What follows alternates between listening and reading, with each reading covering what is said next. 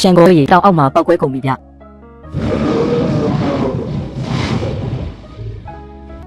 ျတော်ကျွေးအုပ်တောင်ပြင်ဘက်ပြန်ရွေ့လာပြီဟုတ်တယ်ဂျန်ကိုဒီပမာဏဆိုအနည်းဆုံးအကောင့်20 30လောက်ရှိမယ်ဥဆောင်တဲ့အကောင့်ကြီးဆိုအပူတက်ကကားတစ်စီးစာလောက်ရှိတယ်ငါတို့ channel ရွာအဆက်ကအနက်ပိတ်တားစီတောက်ခံနိုင်ပါမလားသူတို့အခုအကဲစမ်းနေတာစောင်းဦးပေါက်တောင်ပေါ်အစာရှားရင်ဆင်းလာကြမှာပဲ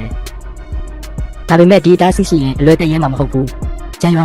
ထွက်ခဲ့စမ်းပုံနေလို့ဘာမှမလုပ်နိုင်ဘူးမထင်နဲ့သွားကြည့်ရအောင်ဂျန်ရွာနောက်ဆုံးတော့ထွက်လာဖို့ဒီပေါ်မိဘရစီဦးတစ်ပင်ခုံတဲ့ကိစ္စမင်းအကောင့်ထဲပေါ်မှာလားဟုတ်လေကျွန်တော်မနေ့ကရှင်းရှင်းလင်းလင်းပြောပြီးပြီလေအဲ့ဒီတစ်ပင်တန်းခုံလို့မရဘူး အကြောင်းပြချက်တွေမလိုချင်ဘူးငါတစ်ပင်ခုံမှာပဲမင်းကငါချမ်းသာမှာမြင်ပြီးမနာလိုဖြစ်နေတာမလားငါဆက်ဖြစ်ပြီးစေဧကကလေမင်းရဲ့အတုံးမကျတဲ့တစ်ပင်တွေအလင်းပိတ်လို့အရေးသွေးမတက်တာဝမ်းချမ်းဒါကတာမန်တစ်ပင်မဟုတ်ဘူးဘာတစ်ပင်ဖြစ်ဖြစ်ဂယုမဆိုင်ဘူးဒီနေ့ဒီတစ်ပင်ကိုခုတ်ရမှာပဲဒါကဇီဝအနံ့ကာကွယ်ရေးစုံဖြစ်တယ်နောက်ဖက်တောင်ပေါ်မှာတောကျွဲအုပ်ရှိတယ်ဒီတစ်ပင်တန်းကသူတို့ဆင်းမလာအောင်တားပေးတဲ့ပထမဆုံးအတားစီပဲတောကျွဲဟုတ်လားဒီမှာလာမလဲစားနဲ့ငါဒီရွာမှာကြီးလာတာကျွဲမွေးတစ်ပင်တော့မမြင်ဘူးမင်းကကိုမနာလိုဖြစ်တာပဲချမ်းစီစိတ်မလုံးနဲ့ရှောင်းရံကငငယ်ကလေးကလည်းမပြောဘူးသူပြောမှတော့ပို့ပို့ဆာဆာတွန်းလို့မရဘူးဦးလေးဘာလို့သူဘက်ကပြောနေရလဲဘသူဘက်မှမဟုတ်ဘူးကိစ္စကိုရှင်းရှင်းမသိရသေးခင်စကားကိုအဆုံးမရောက်စေချင်ရုံပဲကြံကောချမ်းစီကောင်းကောင်းပြောကြပါရှောင်းရံတီးတစ်ပင်ဆိုင်တာအကြောင်းရှိမှာပေါ့ဘာအကြောင်းလဲသူမနာလိုဖြစ်တာငါဆက်ပစ်ပြီးစေကကိုကြက်သိန်းထောင်ချီပြီးမယောင်းစေချင်တာရွာသားတို့လာပြီးတရားစီရင်ပေးကြပါဦးငါတူကြံရွံကအပြင်မှာစာနေနေတင်ပူပြီးပြန်လာတော့ပတ်စံနေရတာနဲ့အမျိုးကိုအမျိုးမှမသိတော့ဘူးအတုံးမကျတဲ့တစ်ပင်တွက်နဲ့သူ့ဝမ်းခွဲအကူရဲ့အတမွေးဝမ်းကြောင်းကိုဖျက်ဖို့လုပ်နေတယ်ငါတို့ကောင်းစားမှာမနာလို့ဖြစ်တာရှောင်းရွံကပုံမှန်ဆိုဒီလိုမဟုတ်ပါဘူးတစ်ပင်တွက်နဲ့အမျိုးတွေကိုပတ်စံမရှာခိုင်းတာတော့လွန်သွားပြီမစူကြနဲ့တော့ရှောင်းရွံတော်ကျွမ်းရှိတယ်ဆိုရင်အထောက်ထားပြရမယ်လေရှင်လန်မနေ့ဖြန်မှာပြန်လာမယ်ဆိုတင်နှန်းစောပြီးလို့အမြန်ပြန်လာတာအားလုံးပဲလူမရွေးကြပါနဲ့ဦးစီနီယာကျန်ယွန်ကတက္ကသိုလ်တုန်းကဂေယစနစ်စောင့်ကြည့်လေ့လာခဲ့တာပါသူကအလုပ်လုပ်ရင်စစ်ဆက်တဲ့အခိုင်အမာဒေတာမရှိရင်တတိပေးချက်ထုတ်မှာမဟုတ်ဘူးသမီးအပင်ကာကွယ်ရေးလေ့လာခဲ့တာသိပ္ပံပညာကိုယုံတယ်မင်းကဟင်းသီးဟင်းရွက်စိုက်တာဘာသိမှလဲဒီမှာလာဝင်မရှုံနဲ့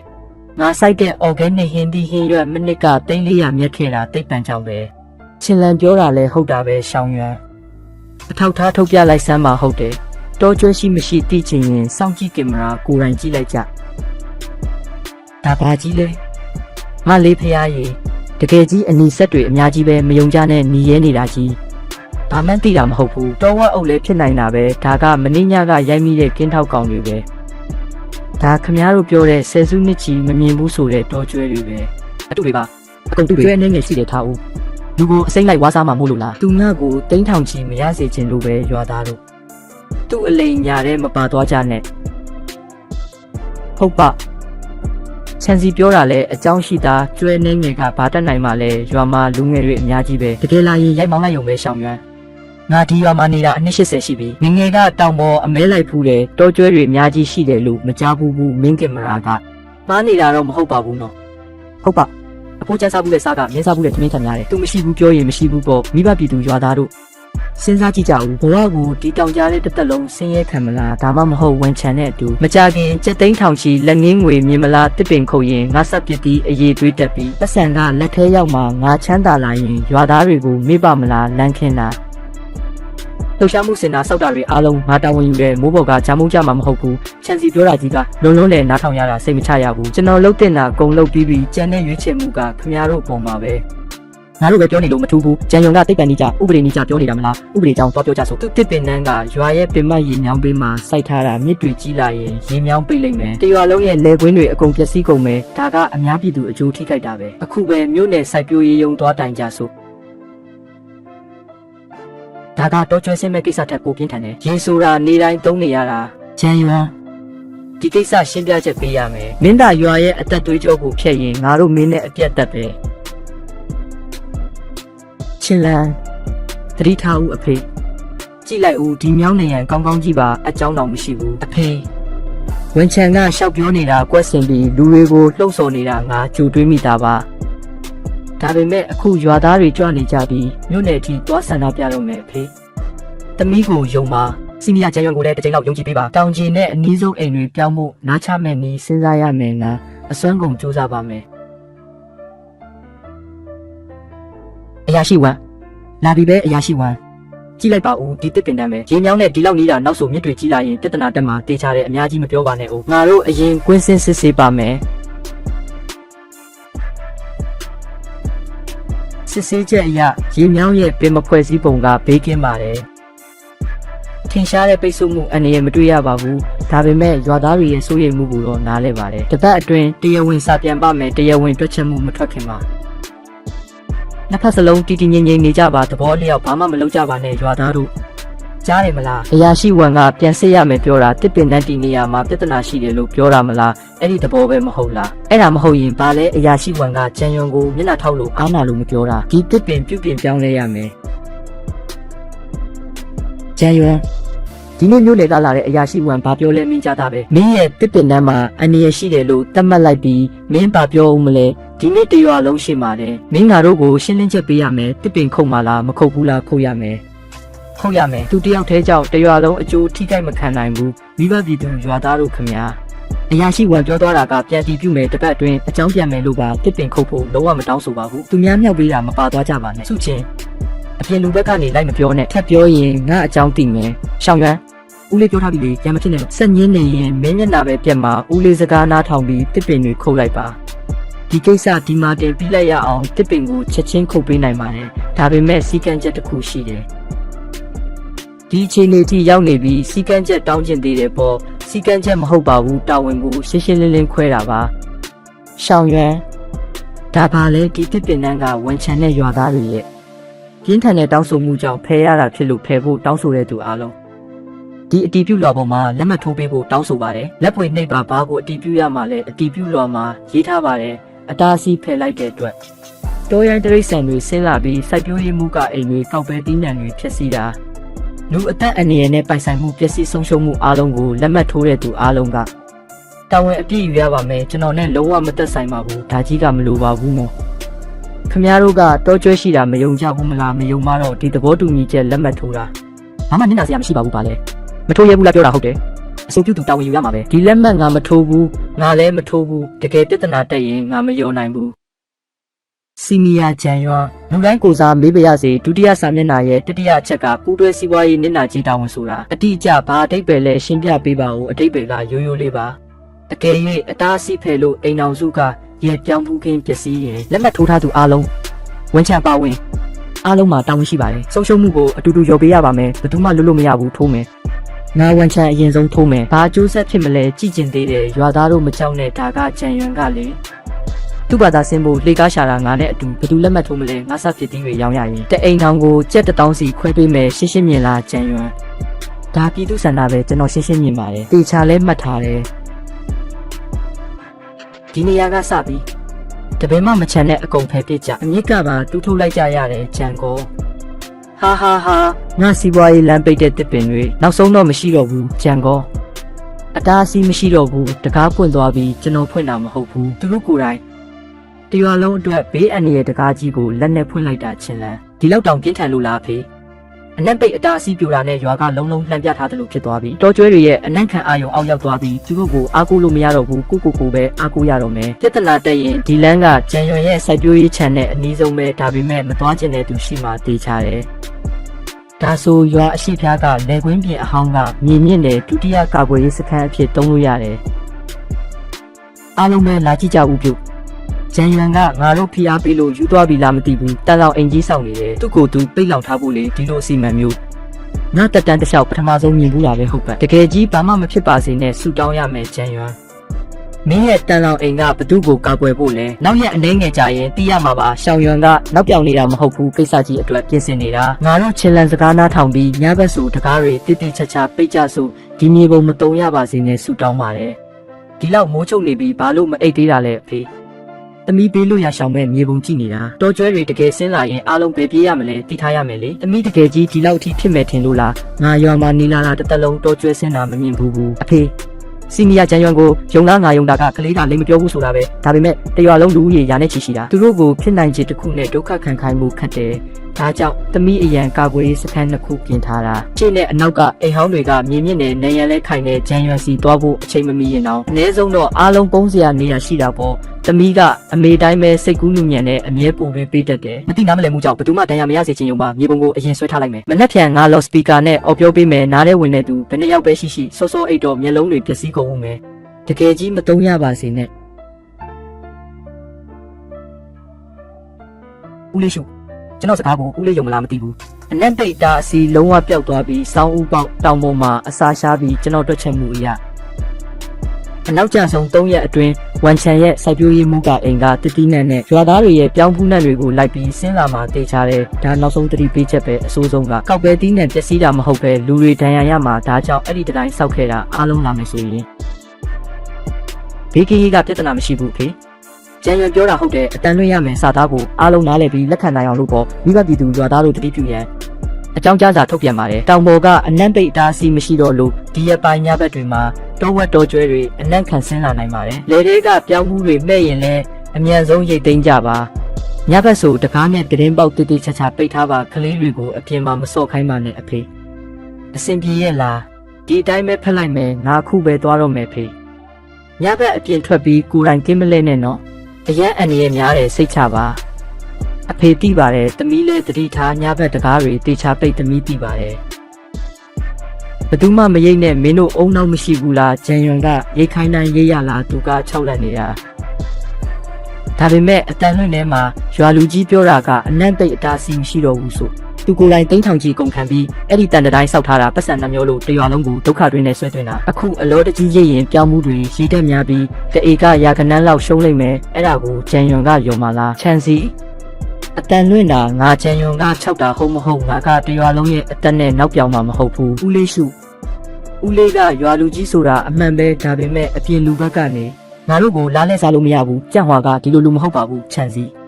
မင်းစကားလွန်သွားပြီဦးလေးကအဲ့ဒီတာဝန်ယူမှုလက်မှတ်မထိုးရလို့မသိတာငါပြောပြမယ်ဘသူစကားနားထောင်ပြီးတွားရိတ်လဲအဲ့ဒီလူကအုံနောက်မရှိတဲ့လူပဲချန်စီရဲ့စိတ်ဆိုးတော့တာကဒါမှမဟုတ်ရွာလူကြီးစကားနားထောင်မလားကြံ့ဟွာငါမင်းကိုယုံတယ်ငါအိမ်ကလူကြီးတွေကိုဂျန်ယွန်ရဲ့ channel ပို့ထားလို့ရမလားရပါတယ်ဂျန်ယွန်ကစိတ်တဘောကောင်းတဲ့ကလေးကဘာတော့ကျွဲလဲငါမနေ့ကတည်းကအကောင်ပေါက်3ကောင်မောင်းထုတ်လိုက်သေးတယ်နတ်ပေါက်ပြားနဲ့ရိုက်လိုက်တာပဲငါစကားနားထောင်ဘယ်သူမှမရိတ်နဲ့သူငါတို့ကိုဘာလုပ်နိုင်မလဲကြည်သေးတာပေါ့ဟင်းဒီဟင်းရွက်နည်းနည်းလာပို့တာပါ channel မှာလူများတော့စားသုံးမှုများတယ်ဒါကျမဆွဲထားတာကျမပြောတာကအခြေအနေအရေးကြီးလာရင်ဒီမြေပုံကခြံကိုမလာခြင်းတဲ့သူတွေအတွက်ရွေးချယ်စရာတစ်ခုပို့ရတာပေါ့မင်းကငါထက်ပိုသေးချတာပဲလားတောက်ကြဆိုဒီနေ့ဘယ်သူမှမပြန်နဲ့မနှက်ပြန်ပတ်ဆိုင်ရရင်မြို့နယ်တဲကအကောင်းဆုံးဆိုင်လိုက်ကျွေးမယ်ငါသားကတကယ်အားကိုးရတာပဲခြံကိုနားထောင်ကြည့်ဦးအတန်တစ်ခုခုကြားတယ်လို့ပဲဘသူကငါဆက်ဖြစ်ပြီးတွေလာခိုးနေတာလဲငါကဘာကြီးလဲလို့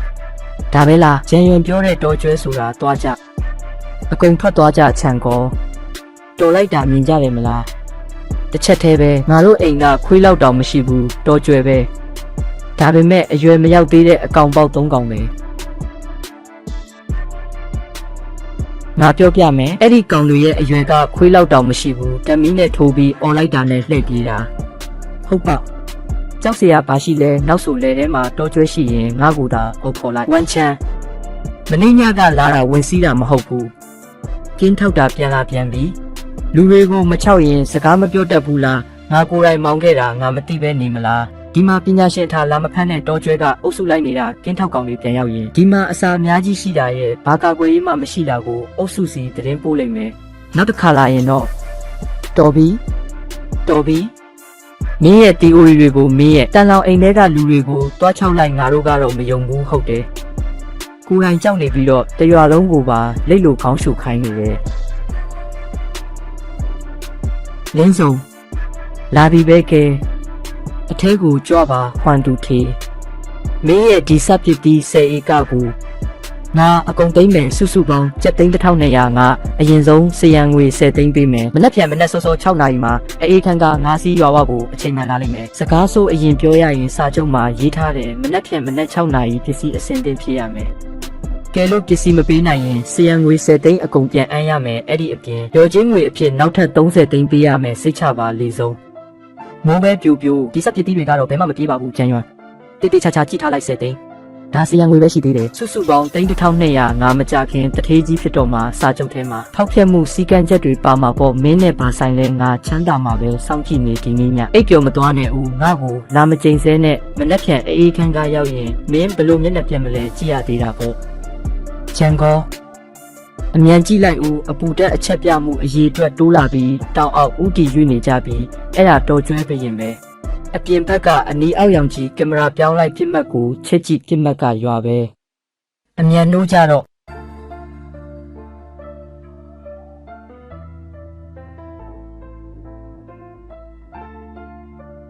ရွာနောက်ဖက်ကဘေးကင်းလုံခြုံရေးစခန်းသွားကြအမြန်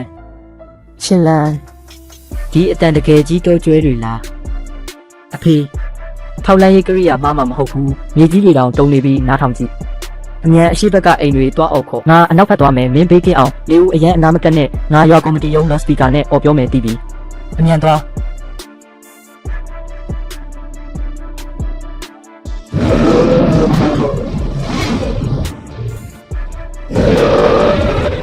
တိုက်ကြဆန်းဒီတိုင်းကတီးတန့်ပြင်ထားတာကြံကောသူတို့တိုက်လို့မပွင့်ဘူးကိုပြောတဲ့နေရာထပ်တိုက်မိလိမ့်မယ်ရှာဖွေရင်းမိနဲ့တိုင်းလုံးမြင့်အတန်ချက်ဆက်မောင်းထုတ်တဲ့ကရိယာတွေဖွင့်လိုက်ပါဝါအမြင့်ဆုံးဖွင့်လိုက်သူတို့တွေကိုရွာရဲ့မြေလွတ်စီလမ်းလွဲလိုက်ရွာသားတွေအတွက်အချိန်ဆွဲပေးဖို့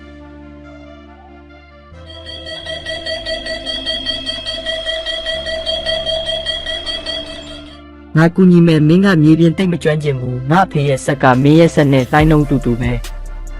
ငါသူ့ကိုပြောလိုက်မယ်ဘယ်လန်းကအန်ဒီရဲ့ကင်းဆုံးတဲ့ဖေကြားရလားသမီးချင်လန်းပါလူတွေကိုတောက်ဖက်လမ်းမပြေးခိုင်းတဲ့အဲ့ဒီဖက်လမ်းပိတ်တဲ့ရွာအနောက်ဖက်လေကွင်းပြင်အဟောင်းစီသွားခိုင်းအဲ့ဒီမှာမြေမြင့်နယ်တည်ပြီးငါအရှိဖက်ကအိမ်တွေနှိုးပြီးအခုအနောက်ဖက်ခေါ်သွားနေတယ်ရှောင်းချမ်းအတန်လိုင်းကရိယာကိုရွာတောင်ဖက်လမ်းစုံချိန်လိုက်ကျွဲအုပ်ကိုအရှိဖက်မောင်းထုတ်လိုက်ကြံကောအတန်လိုင်းကရိယာနေရာချပြီးပါဝါဘလောက်ဖွင့်ရမလဲ80ရာခိုင်နှုန်းလူတွေကိုမထိခိုက်စေနဲ့သူတို့တွေကိုလမ်းလွှဲပေးနိုင်ရင်ရပြီနားနေပါပြီအဖေကျောက်ဆန်းတို့အိမ်မှာကလေး2ယောက်ရှိတယ်အဖေလူ1ယောက်တီးတန့်သွားကြုတ်ခိုင်းလိုက်ဘူးစိတ်ချပါဦးလေးလီကိုသွားကြုတ်ခိုင်းလိုက်ပြီးတမီးတို့ဘက်ကလူတွေကောမြောက်ဘက်ကနေပတ်လာလို့ရမလားငါရှာဖွေရေးမီးနဲ့လမ်းပြပေးလို့ရတယ်ရွာမြောက်ဘက်မှာလမ်းကြားလေးရှိတယ်လေကွင်းပြင်အဟောင်းရဲ့နောက်တကားဓာတ်ရိုက်ပေါက်တဲ့မြောက်ဘက်လမ်းကြောင်းရှာဖွေရေးမီးတွေအကုန်ဖွင့်လိုက်အဖေမြောက်ဘက်ကအလင်းရောင်မြင်ရလားအလင်းအတိုင်းပြေးကြမြင်ရပြီအားလုံးလိုက်ခဲ့ကြအလင်းရှိတဲ့ဘက်သွားကြစို့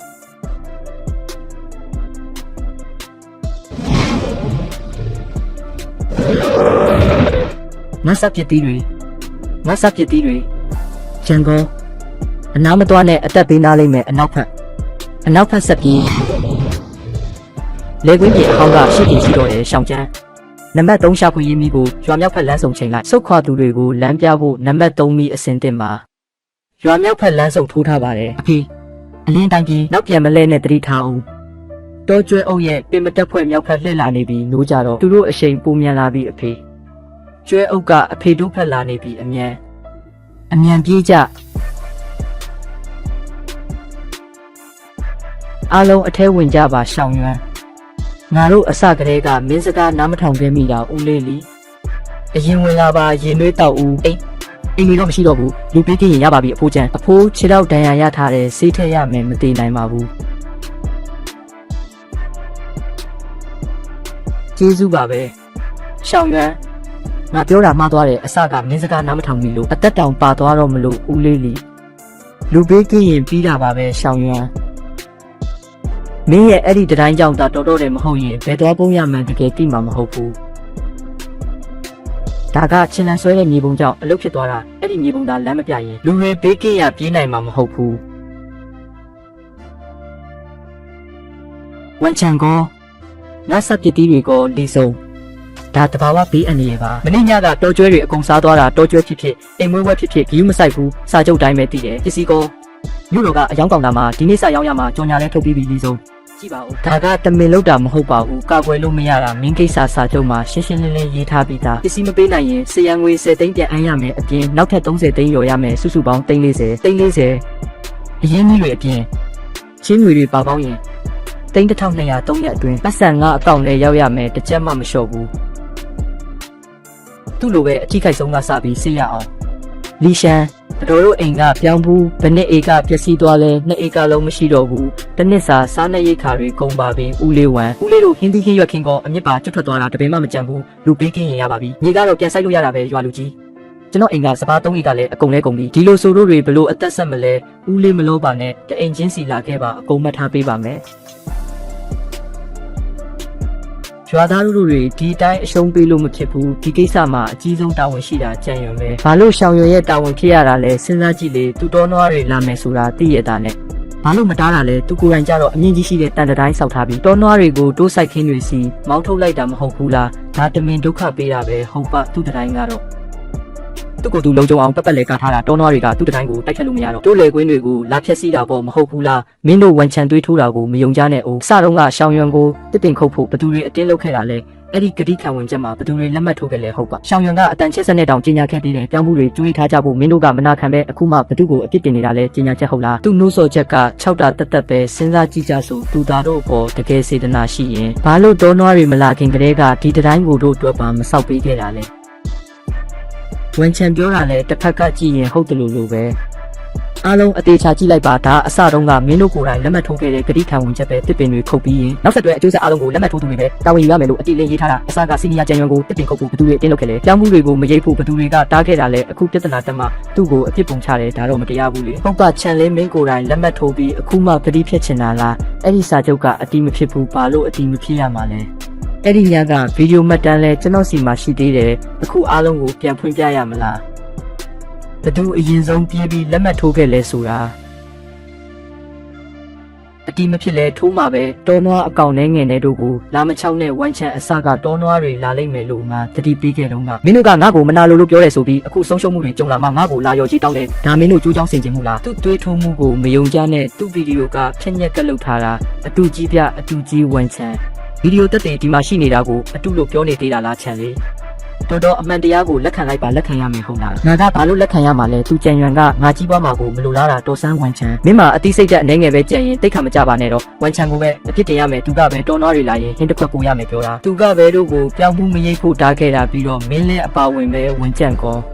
မင်းတို့သားဖတာရှောင်းရွံကိုတစ်ပင်ခုတ်ဖို့အတင်းမလို့ရင်တော်နွားတွေတောင်အောက်ဆင်းလာပါမလားဝန်ချံငါအိမ်ကစားနေရိတ်ခါတွေပြန်ပေးငါလည်းနစ်နာသူပါပဲသူကြီးရေမြန်ထိမ့်ပါဦးအားလုံးလက်ရဲဆက်ရဲမလုပ်ကြနဲ့ဟဲလိုကျွန်တော်တို့ရွာမှာပြဿနာတက်နေလို့ပါစီးပွားရေးဆိုင်ရာအငင်းပွားမှုတွေလည်းရှိလို့လူကြီးမင်းတို့တစ်ခေါက်လောက်လာပေးပါခင်ဗျာဒီအထောက်ထားတွေကိုမှတ်တမ်းတင်ထားပါမယ်ကြံရွံဘက်ကကြိုတင်သတိပေးတာနဲ့နှိုးဆော်တာတွေကိုတကယ်လုပ်ခဲ့ပါတယ်ပြီးတော့မင်းတို့ကဂတိခံဝင်ချက်လည်းထိုးထားကြတယ်ကြိုပြောပြရစီကျွန်တော်ကခံဖြေပေးသူပါ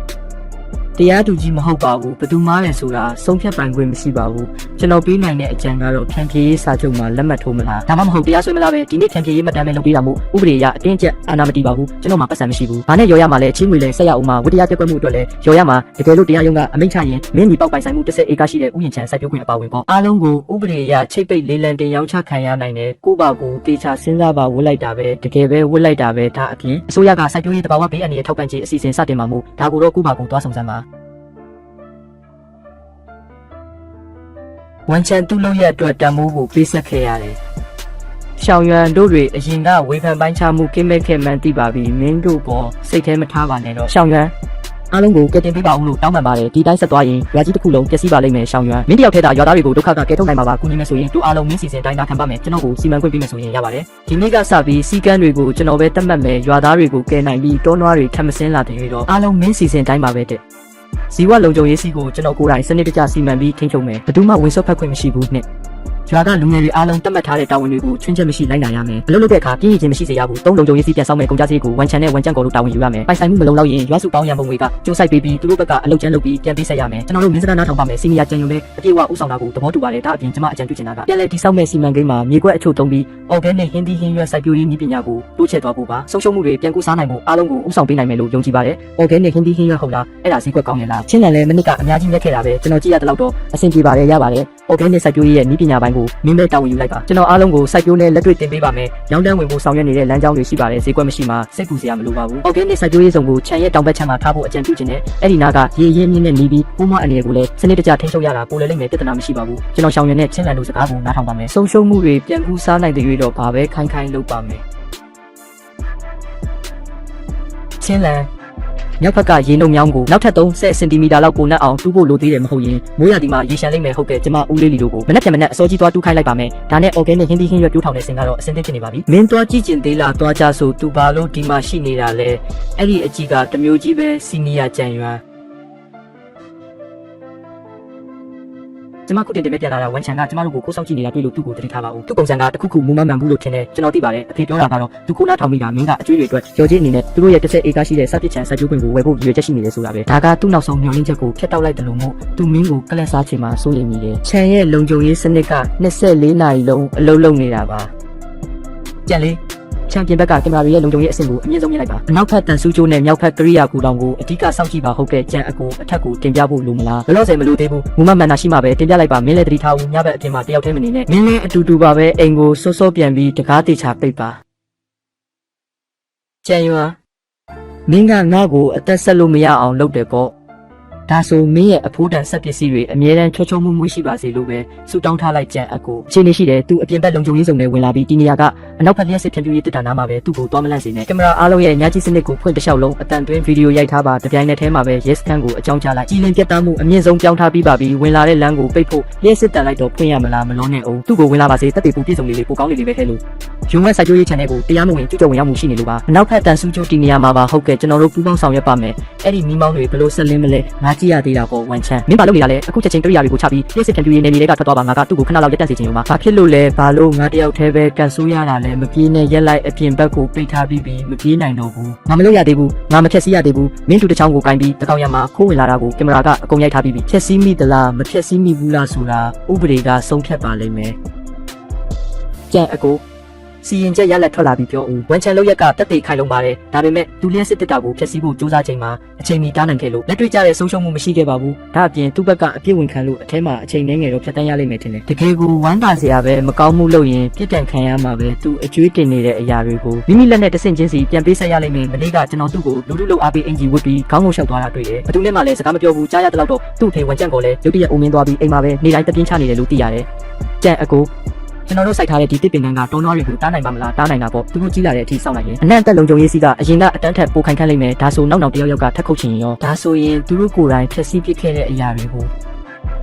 ပြန်လည်တိစောက်ဖို့ဘယ်လောက်အင်အားစိုက်ရမလဲဆိုတာသူတို့ကိုနောက်တစ်ချိန်ထပ်မြင်တွေ့စေရတာပေါ့နောက်ပိုင်းဒီမှာပဲအမြဲနေဖို့စိတ်ကူးထားတာလားဒီနေရာမှာတောတော်အုပ်ကိုစောင့်ကြည့်ပေးမဲ့သူလိုအပ်တယ်လေဒါဆိုရင်ကျမလည်းဒီမှာပဲနေပြီးမင်းနဲ့အတူကူညီစောင့်ကြည့်ပေးမယ်ကောင်းပါပြီ